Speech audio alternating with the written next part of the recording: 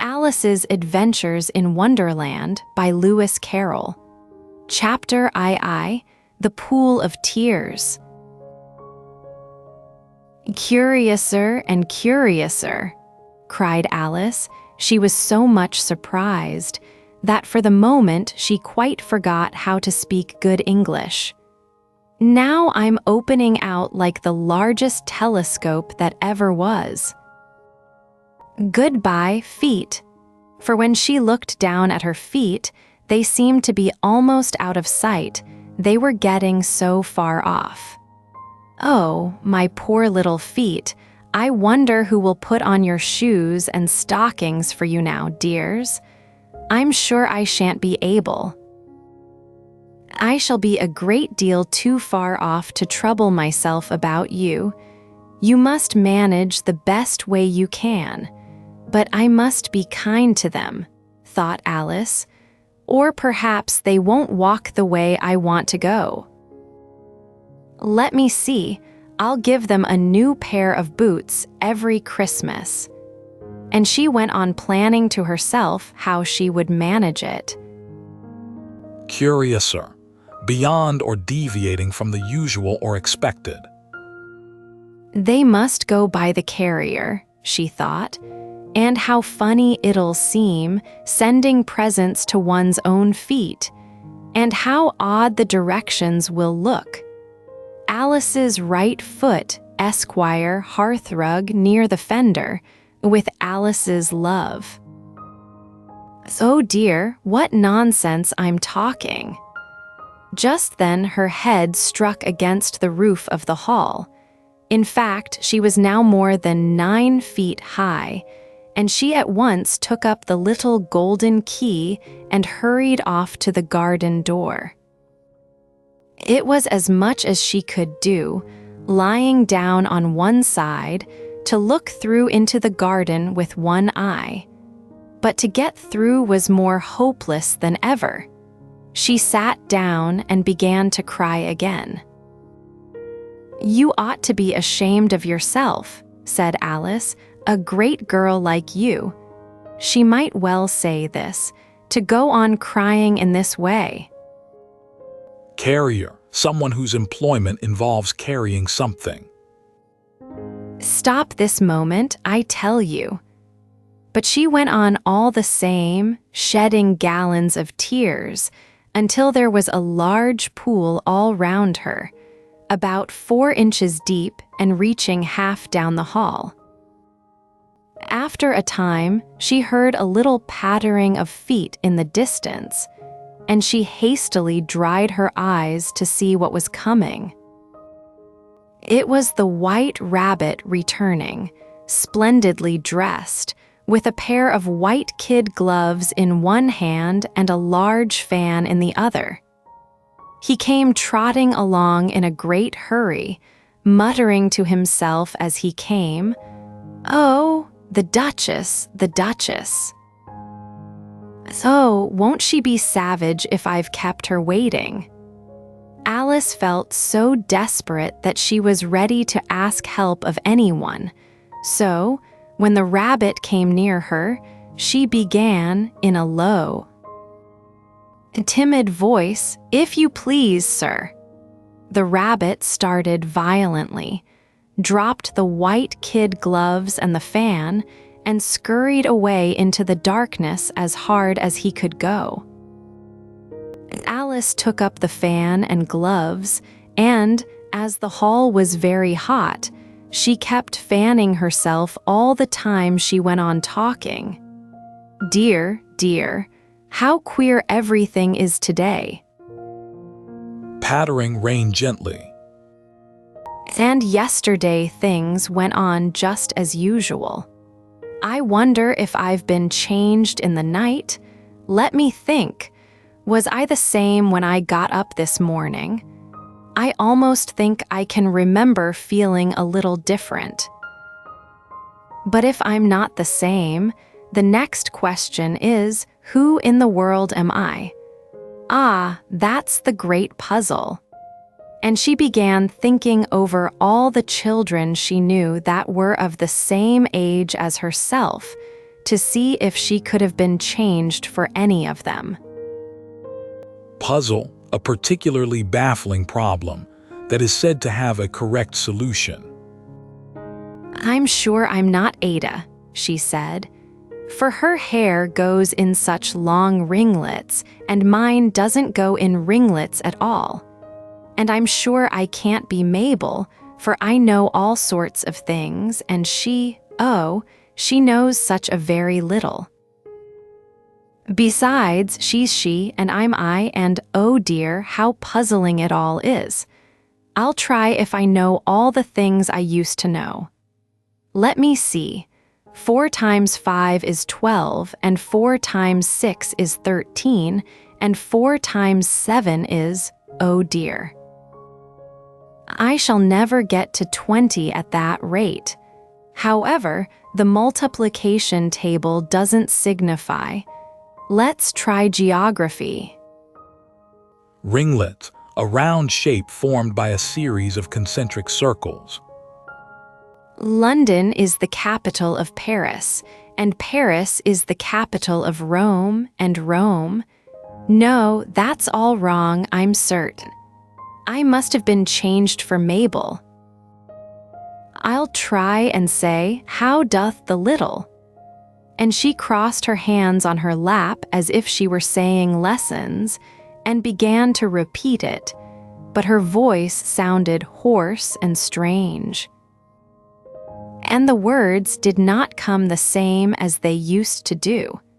How doth the little crocodile improve his shining tail, and pour the waters of the Nile on every golden scale? How cheerfully he seems to grin, how neatly spread his claws, and welcome little fishes in with gently smiling jaws.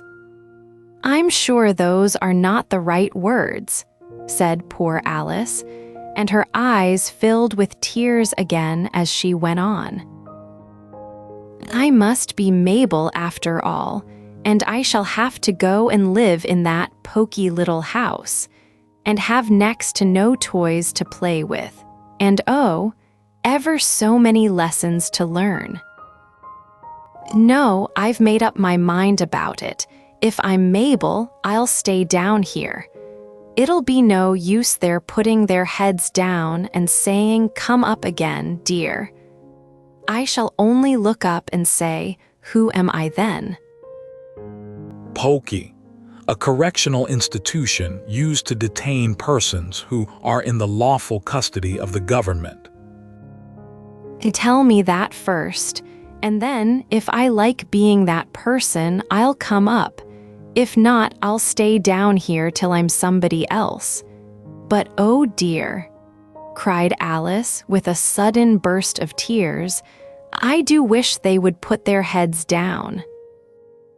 I am so very tired of being all alone here. As she said this, she looked down at her hands and was surprised to see that she had put on one of the rabbit's little white kid gloves while she was talking. How can I have done that? She thought. I must be growing small again. She got up and went to the table to measure herself by it, and found that, as nearly as she could guess, she was now about 2 feet high and was going on shrinking rapidly. She soon found out that the cause of this was the fan she was holding, and she dropped it hastily, just in time to avoid shrinking away altogether. That was a narrow escape, said Alice, a good deal frightened at the sudden change, but very glad to find herself still in existence. And now for the garden.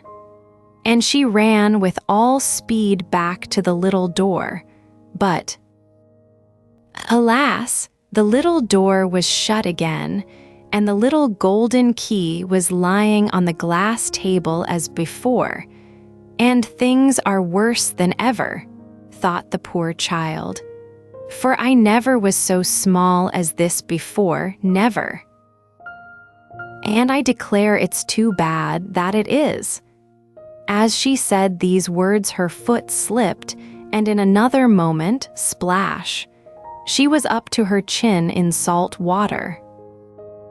Splash, the sound like water splashing. Her first idea was that she had somehow fallen into the sea. "And in that case, I can go back by railway," she said to herself. Alice had been to the seaside once in her life and had come to the general conclusion that wherever you go to on the English coast, you find a number of bathing machines in the sea. Some children digging in the sand with wooden spades, then a row of lodging houses, and behind them a railway station. However, she soon made out that she was in the pool of tears which she had wept when she was 9 feet high. "I wish I hadn't cried so much," said Alice as she swam about, trying to find her way out. "I shall be punished for it now, I suppose, by being drowned in my own tears. That will be a queer thing, to be sure." Seaside, the shore of a sea or ocean regarded as a resort. However, everything is queer today. Just then, she heard something splashing about in the pool a little way off, and she swam nearer to make out what it was. At first, she thought it must be a walrus or hippopotamus. But then she remembered how small she was now, and she soon made out that it was only a mouse that had slipped in like herself. Would it be of any use now, thought Alice, to speak to this mouse? Everything is so out of the way down here that I should think very likely it can talk. At any rate, there's no harm in trying. So she began, "Oh, mouse, do you know the way out of this pool? I am very tired of swimming about here, oh mouse." Alice thought this must be the right way of speaking to a mouse. She had never done such a thing before, but she remembered having seen in her brother's Latin grammar. "A mouse of a mouse to a mouse, oh mouse." The mouse looked at her rather inquisitively and seemed to her to wink with one of its little eyes, but it said nothing. "Perhaps it doesn't understand English," thought Alice. "I dare say it's a French mouse come over with William the Conqueror." For, with all her knowledge of history, Alice had no very clear notion how long ago anything had happened. So she began again, "Où est ma chat?" which was the first sentence in her French lesson book. Inquisitively, with curiosity. The mouse gave a sudden leap out of the water and seemed to quiver all over with fright. "Oh, I beg your pardon," cried Alice hastily, afraid that she had hurt the poor animal's feelings. "I quite forgot you didn't like cats." "Not like cats," cried the mouse in a shrill, passionate voice. "Would you like cats if you were me?" "Well, perhaps not," said Alice in a soothing tone. "Don't be angry about it. And yet I wish I could show you our cat Dinah. I think you'd take a fancy to cats if you could only see her. She is such a dear quiet thing," Alice went on, half to herself, as she swam lazily about in the pool, "and she sits purring so nicely by the fire, licking her paws and washing her face, and she is such a nice soft thing to nurse, and she's such a capital one for catching mice. Oh, I beg your pardon. cried Alice again, for this time the mouse was bristling all over. And she felt certain it must be really offended. Forgot, dismissed from the mind. We won't talk about her any more if you'd rather not. We indeed, cried the mouse, who was trembling down to the end of his tail. As if I would talk on such a subject. Our family always hated cats, nasty, low, vulgar things. Don't let me hear the name again. I won't indeed, said Alice, in a great hurry to change the subject of conversation. Are you fond of dogs? The mouse did not answer, so Alice went on eagerly. There is such a nice little dog near our house I should like to show you.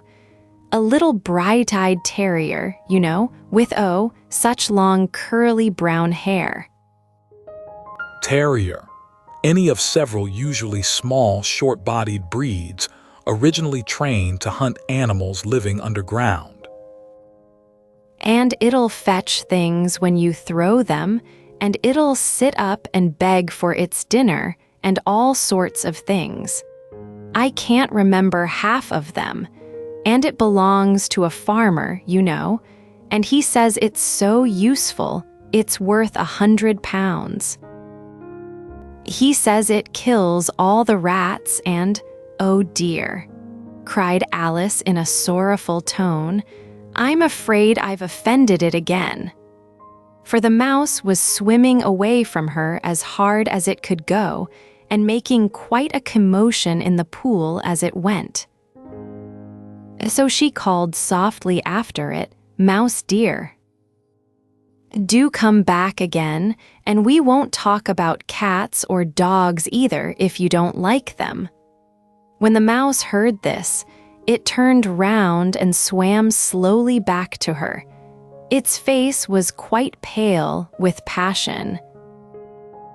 Alice thought, and it said in a low, trembling voice, Let us get to the shore, and then I'll tell you my history, and you'll understand why it is I hate cats and dogs.